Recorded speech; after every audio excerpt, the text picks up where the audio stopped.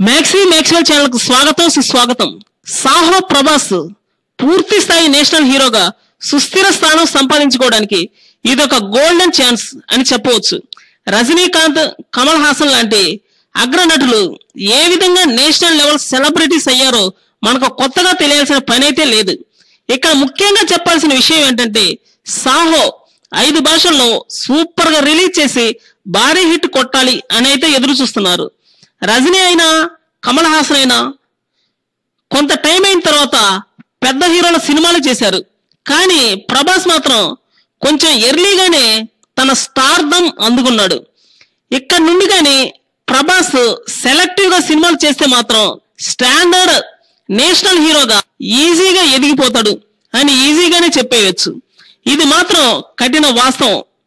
National హీరోగా నిలబడాలన్నా లేక స్టార్డమ్ పోగొట్టుకొని వీధిన పడాలన్నా ఈ సాహోనే సరైన వేదిక। యంగ్ రెబల్ స్టార్ ప్రభాస్ కి ఈ సినిమా గాని హిట్ అయిందంటే కొడితే కొండ పడితే బండ లాగా ఉంటుంది ప్రభాస్ పరిస్థితి।